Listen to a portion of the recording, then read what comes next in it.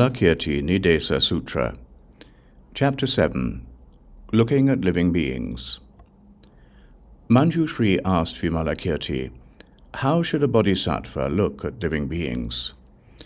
Vimalakirti replied,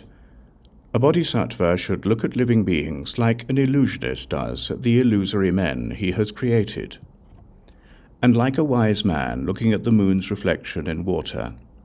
at his own face in a mirror, at the flame of a burning fire, at the echo of a calling voice, at flying clouds in the sky, at foam in a liquid, at bubbles on water, at the empty core of a banana tree, at a flash of lightning, at the non-existent fifth element beside the four that make the human body, at the six aggregate beside the five that make a sentient being, at the seventh sense datum beside the six objects of sense,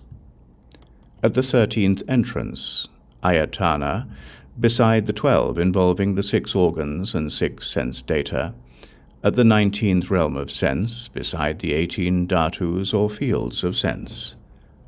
at form in the formless world, at the non-existent sprout of a charred grain of rice, at a body seen by a Srota-apana who has wiped out the illusory body to enter the holy stream, at the entry of an anagamin, or a non-returning shravaka, into the womb of a woman for rebirth, at an arhat still preserving the 3 poisons of desire, anger, and stupidity, which he has eliminated forever, at a bodhisattva realizing the patient endurance of the uncreate who is still greedy, resentful, and breaking the prohibitions, at a Buddha still suffering from klesha, troubles, at a blind man seeing things, at an adept who still breathes air in and out while in the state of nirvanic imperturbability, at the tracks of birds flying in the air, at the progeny of a barren woman, at the suffering of an illusory man, at a sleeping man seeing he is awake in a dream,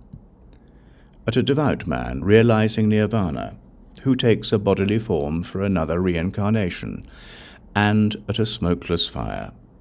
This is how a bodhisattva should look at living beings. Thereat, Manjushri asked Vimalakirti, when a bodhisattva so meditates, how should he practice kindness, maitri? Vimalakirti replied, when a bodhisattva has made this meditation, he should think that he ought to teach living beings to meditate in the same manner. This is true kindness. He should practice causeless nirvanic kindness, which prevents creativeness,